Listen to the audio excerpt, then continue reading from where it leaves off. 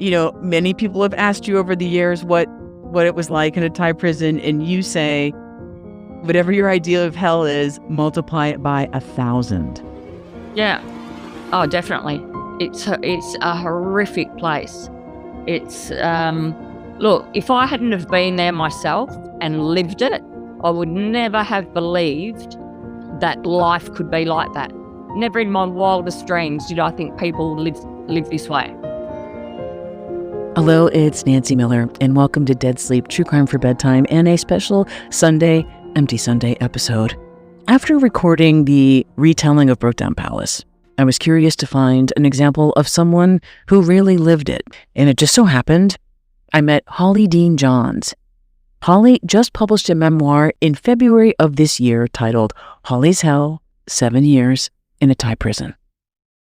Back in August of 2000, Holly Deane-Johns was a young woman traveling in Thailand, addicted to heroin, and was busted with roughly 15 grams. That's about a tablespoon of heroin. She was ultimately convicted and sentenced to 30 years in a Thai women's prison. And she spent 7 years. And along those long 7 years, she did a few things. She learned to speak Thai, she kicked heroin, and she recorded just about every detail that she remembered so that she could tell the story in her memoir, which again was just published in February of 2024. I highly recommend reading the book of a raw account of what it's really like to be in a prison in Thailand, and what's more, the circumstances that led her there. A difficult family upbringing, a history of addiction, and how she overcame it all to become a community advocate and speaker on issues of addiction and recovery in the criminal justice system. So here's my interview with Holly Deane-Johns, author of Holly's Hell, 7 years spent in a Thai prison. Holly, my first question is, why did you write a book? And when did you decide to write this book? So my decision to write the book came the day I was arrested in Thailand, actually. On the first day sitting in the cell, I don't know why, but I just had this thought that, you know what, start writing and documenting everything, because one day this will be a book. So right from the very beginning, you're like, this is going to be material for a book one day, which also sounds like it might be a coping mechanism that you can look at what you're experiencing and then also get a perspective on what you're experiencing. I didn't actually think about that at that time. But definitely as time went on, I did start to realize that, yes, this was cathartic for me as well. Knowing that you had all this material that you jotted down, how long did it take you to write the book? Look, it took many, many years. It was actually finished. Look, it could have been finished years ago, but there's always something more to add. So it got to the point where I was done. Then my husband was diagnosed with terminal cancer. So everything got put on hold at that time. Unfortunately, he passed away in August. So due to that being a very important part of my life, I felt that I needed to add that to the book. That needed to be the last chapter. Your husband, Stephen, my condolences, by the way. But he's more than a husband. In this book, he is the beginning. He's there with you from the very beginning of your adolescence when you first meet, and you describe him in the book as your soulmate. Yeah, I met Stephen when I was 16. I just knew straight away that this was the guy that I would be with. I just knew. And yeah, we got together. We stayed together through everything that happened to us in our life. Whenever we went to prison, we'd get out, come back together again, just get on with our life. And that's how it always was with us. Yeah, we've been together since I was 16. So he definitely was my soulmate. What I really love about your book is that you've got the incident, and that is the title of the book, about life your hell in the Thai prison. But what I appreciate is that you start with your family and the beginning in your upbringing, and you had that you thought was totally normal. But as you lay out in the book, it's not your typical family. I know that sounds really weird when I say, my childhood was typically normal. It was until I felt it was normal until I was about 12. But it wasn't normal before 12 either. I mean, my mother was running escort agencies from the family home. That was normal to me. But I realized that wasn't normal to other people. Well, and to be clear, your mother was running a very successful escort business out of your home. Oh, definitely. We always lived in very nice houses. You could pretty much say we lived in mansions all the time. My mother drove Mercedes. If she wanted to buy a Rolls Royce, she'd go out and buy one. If she wanted to buy a $5,000 dress, she'd buy it. So that sort of gives a bit of an idea of how financially well off we were. So when my parents separated when I was 12, that's when everything took a turn for the worst. My mother ended up meeting up with a guy who she became, they were together. We didn't know at the time, but he was a heroin addict. Prior to that, we didn't know anybody who was involved in drugs. We'd never seen drugs. Drugs wasn't in our world whatsoever. So the guy that Mum was seeing, obviously he was putting on a facade, so we didn't know who he really was and what he really did. But over the next coming months, nobody can keep up a facade for too long. It slowly starts to crumble. And that's what happened. It then came out that he was a heroin addict. My mother then started using heroin with him. And over time, there's 5 of us siblings. Each one of us became heroin addicts, and every single one of us went to prison because of our addictions. So, it was a very big turnaround for our family to go from one dynamic to a totally, different place. So let's fast forward. You're now in your late 20s. It's the year 2000, and you and a friend, a fellow Australian and a heroin user named Bob, are busted. There's a lot to this story, but the bottom line was you were caught with roughly 15 grams, about a tablespoon of heroin, and find out you will ultimately spend roughly 30 years in prison. At some point, did you think that the Australian embassy was going to come in and rescue you, or? No, I never thought that. Look, this is Thailand, and I know what the laws are like in Thailand. The Thais don't muck around when it comes to drugs.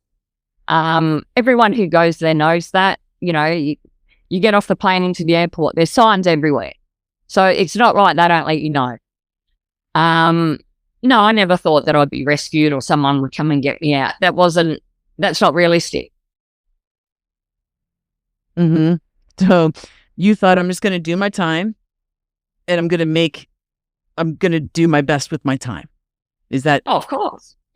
And so that includes you learn Thai, you learn to speak the language over time, right? Yeah, I had no choice really, because I didn't want to spend every day of my life in there having to ask people to translate for me. Now, Holly, you'd spent time in Australian prisons on drug charges before, but this was a different world. What did you expect when you got there, and what was the reality? How did you prepare yourself for what you were about to get into? There's no way to prepare. I mean, you're arrested. You know what's going to be happening next. You know that you're going to be there for, look, I didn't know. I thought 20, 30 years. I knew it was going to be a long time. How do you prepare yourself for something like that? You can't. Even when you think of the first section I was in, there was 2,000 women there. There was 10 toilets for 2,000 women. Now, try and get your head around that. I can't. 1,000 women, 10 toilets. Like, that's just insane. I had diarrhea for the first 6 months I was there, trying to get used to the food because it was so hot and spicy. So, you know, think of having to wait in a line sometimes of 50 people when you have diarrhea. You know, just things like that people don't think about, but that's a very real thing. And a lot of these women were so poor, they never had family or friends visit them. They didn't have anything. So when you're put into a prison where you aren't given anything, how are people meant to live if they don't have money? Right. You know, how are they meant to have, you know, menstrual pads or shampoo or soap? The basic things. You know, that's crazy to me. People aren't given the most basic of things. But they weren't. I met many women. They had one section for the elderly ladies there.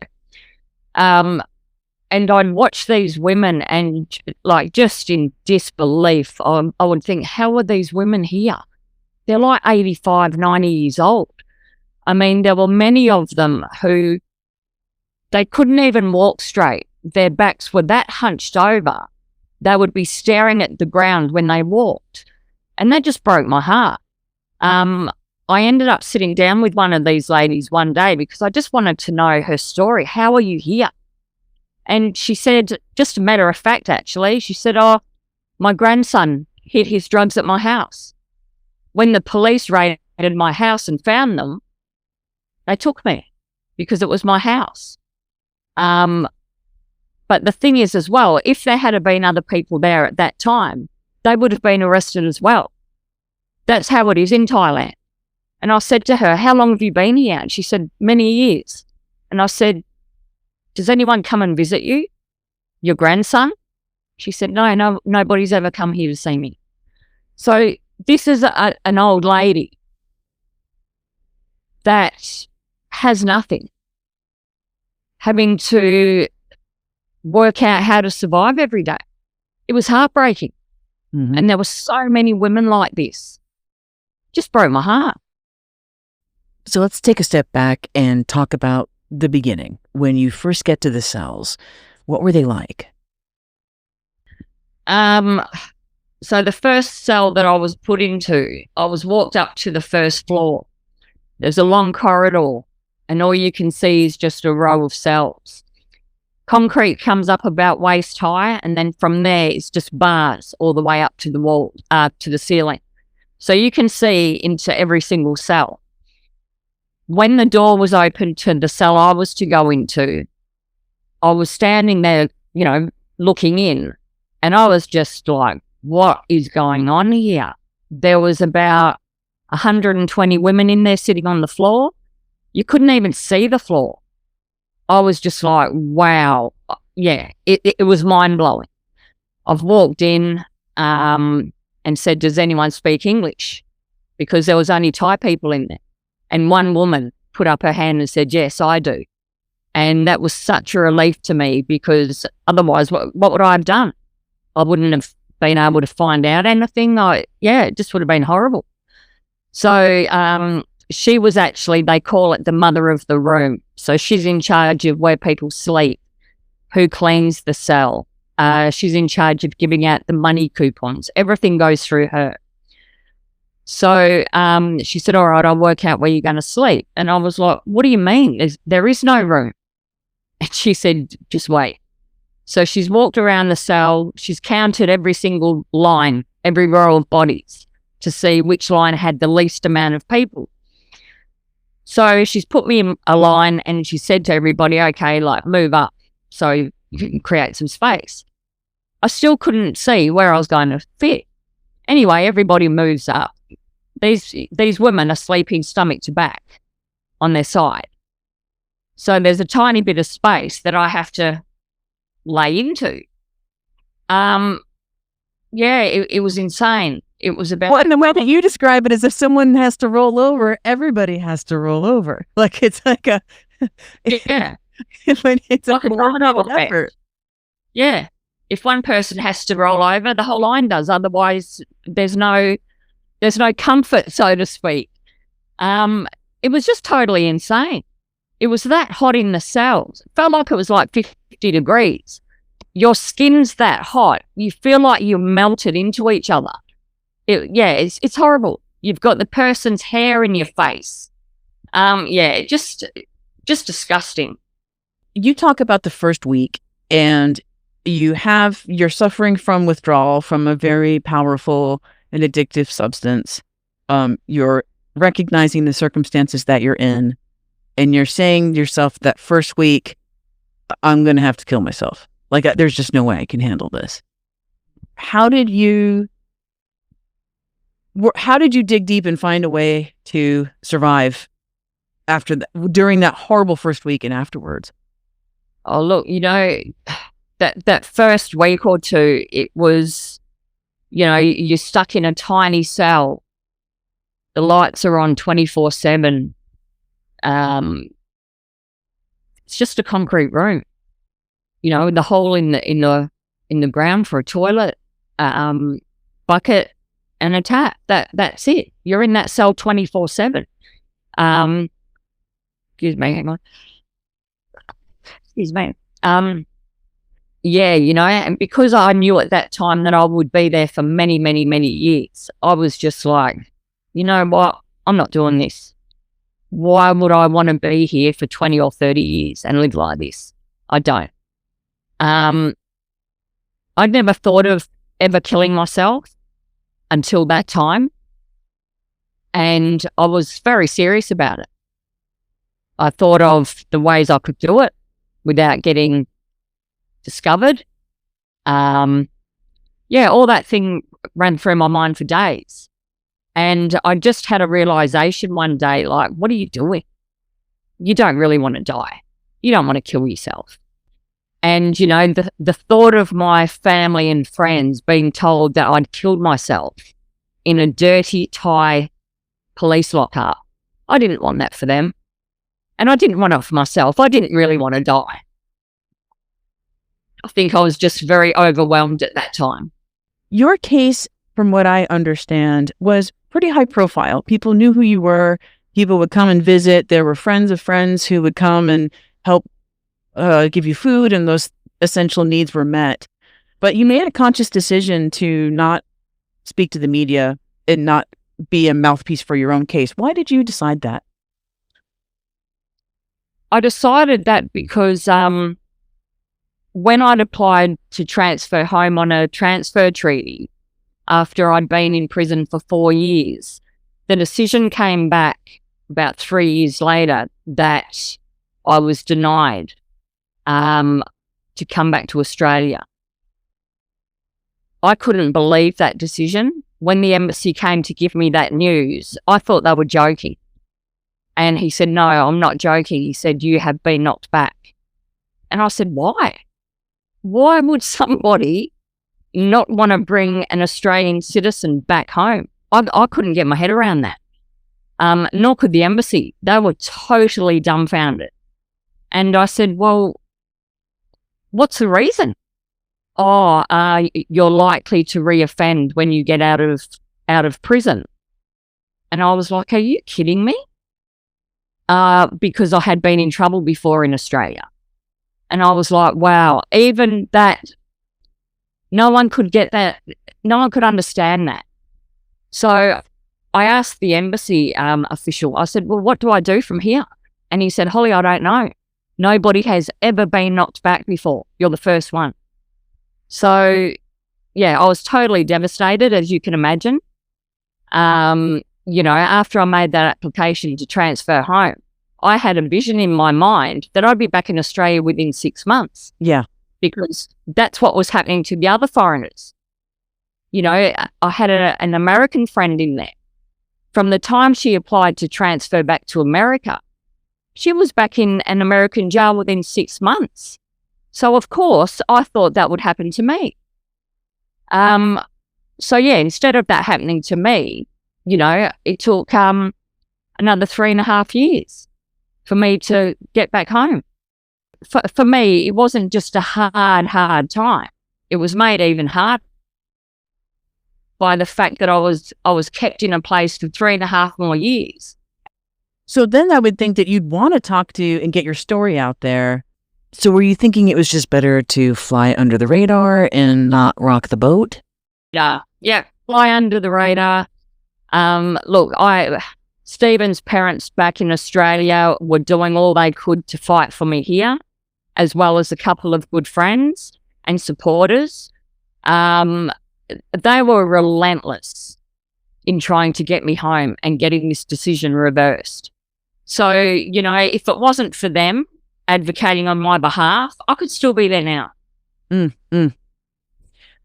So over the course of those 7 years, you have some health issues, and that includes gynecological problems, a chronic eye infection called red eye. You had 2 teeth that had to be extracted by a fellow inmate, and then, of course, lingering issues from a bite from a giant millipede the size of a man's forearm. This is all bad.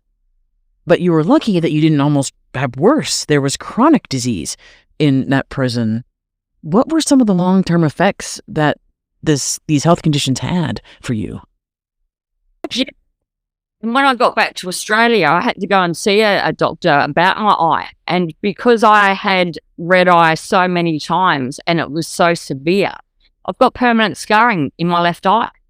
So I still are dealing with eye issues today from Thailand. You say right away in your book, many people have asked you over the years what it was like in a Thai prison, and you say, whatever your idea of hell is, multiply it by 1,000. Yeah. Oh, definitely. It's a horrific place. It's, look, if I hadn't have been there myself and lived it, I would never have believed that life could be like that. Never in my wildest dreams did I think people live this way.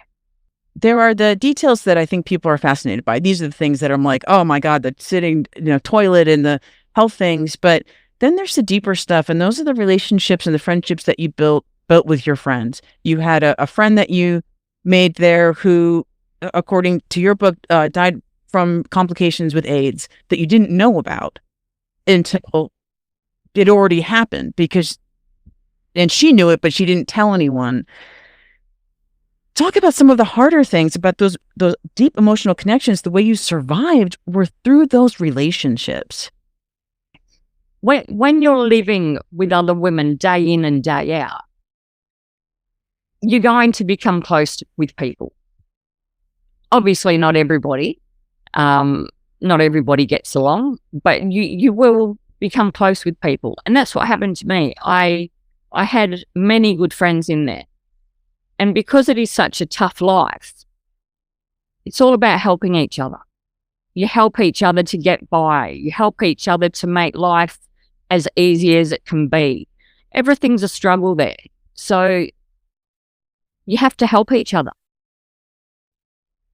I was struck by how you really don't take a lot of shit, when you are sort of fearless in this way and are very impressive in how you structure these boundaries. It's a code. Mm-hmm. Where did you find the ability to ensure that you stuck up for yourself in a very difficult situation? Now that you have asked that question, I think for sure that probably started when I was young. Knowing that my father was beating my mother, knowing that I had to sort of mother the other kids. I think I learned from a very early age that I had to be responsible. I had to stand up for myself. I was the protector of my siblings. So I think all that type of thing became ingrained in me very young. And yeah, I would never, ever let anybody take advantage of me or anybody I love. That's always been who I am. I have very high morals. I have very high principles, and no matter what situation I'm in, I won't deviate from what I believe in. Well, yeah, and it seems like that there's a fundamental integrity that served you well In the beginning of your book, you describe it as a story that, is a cautionary tale, a story of redemption, and then an offer of hope. We've talked about the cautionary tale. We've talked about the redemption. What's the hope?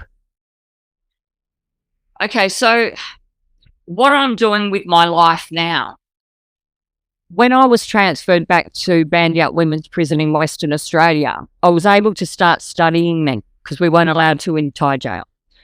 So I already knew what I wanted for my future, and that was to be able to help people who were going down maybe a similar road that I went down. Maybe they're stuck in an abusive home or whatever it may be. I wanted to be a voice for people. I've walked that walk and I've talked that talk. I've been there and I know what people are going through. I know what they need. So that's what I'm doing with my life now. I just want to get out there and talk to people, give people that hope. I was doing a talk a couple of weeks ago, and on my keynote speech on the slide, one of the first slides I had up was a photo of me when I was arrested in Thailand. I looked like a walking skeleton. And then I had a picture next to it of me now. And when people saw that comparison, they were blown away. They were like, oh my God. And I have that there so people can see, look, I was you. This is how you can be today. Because a lot of people, when they're down and they think that they're at their lowest, yes, no one thinks they can get out of that. Mm-hmm. And I get that. I've been there. But you can. I'm living proof of it. So I want people to have that hope and to have a bit of motivation to try and get out of that hole. That's what I want for my future, and that's what I'm doing. Yeah. I think I can really add goodness to people's lives, When I wrote this book and, I made that decision to open up my life to the world, that was a scary thing. Yeah. Because, you're going to be judged. But, at the end of the day, look, I am a very honest person. I own what I've done. I say it how it is, like you said. I don't sugarcoat anything. I don't see the point in sugarcoating anything. It has to be the truth. Mm-hmm. Mm-hmm. I don't see the point if you're going to lie about stuff. My story is so many other stories. Well, and it's funny, I found you because I was, working on this show and I thought, oh, Brokedown Palace, I remember this film.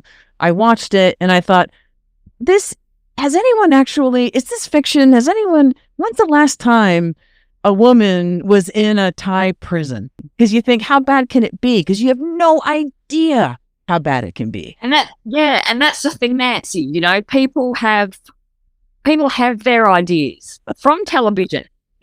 If you see something on TV, it must be true. That's how it is. And you're exactly right. There hasn't been a woman come out of a Thai prison and actually tell the world, this is what it is. This is what happens there. So now that I have, people will be able to know what the truth is and exactly what it's like. There's no duty of care. There's absolutely nothing. Something I really appreciated was how you were shedding light on some of the most fundamental human rights abuses that were happening in that prison. Just seeing there are a lot of women there, a lot of Thai women there, and no one deserves to be in these circumstances. At what point did you were able to get outside of your fucked up situation and be able to make this decision, both in your writing and in your experience, and have a good look at everyone else who was there? I was conscious of that from day one. I've always enjoyed reading biographies. I love reading a true story. And for me, when I'm reading a book, I want to be taken there in my mind. Yeah. And that's why I wrote the book the way I wrote it. I wanted people to be able to picture what I was talking about. That's why I've detailed so many things the way I have. I want people to feel what I felt and see what I saw. So in 2007, you're released from a prison in Thailand, but then transferred to a prison in Western Australia to finish out the remaining years on your sentence. It's a few more years. What happened after that, and how did you manage life when you got out? Look, 2 years after I was released, up until that time, I thought I was fine. So it took 2 years for me to actually break down in a big way. And I had no idea what was happening to me. I thought I was going crazy. I'd wake up crying in the morning for no reason. I'd be driving down the street and just start crying. I didn't want to leave my house. I didn't want to talk to people. So after a few weeks of this, I was like, I've got to go and see my doctor, who had been my doctor for my whole life. So he knew my story. And he just smiled at me and he said, "You've got no idea, do you?" And I said, "What do you mean?" He said, "Holly, look at what you've gone through. You've got depression, for one." He said, "You've got post-traumatic stress, number two." And he said, you've got it very badly. And as soon as he told me that, I realized, wow, okay, now it makes sense. But I hadn't considered that before. I never knew anyone with depression or post-traumatic stress. Yeah. So it was never, I didn't feel that was my option, that I had that. But yeah, after being diagnosed with that, I was put on medication. I actively went out and sought counselling, which I did for quite a long time. Looking back, I'm so glad I did all that, because that's made me become the person I am today. We are in, I'm sure you're aware of it, we are in a culture where we are looking at deeply personal stories. Some of them fall under the category of true crime as entertainment. Australia, United States share a similar appetite for those stories. What are some things, if you have any of those things, that you want people to think about when we're taking in personal stories of experiences like yours?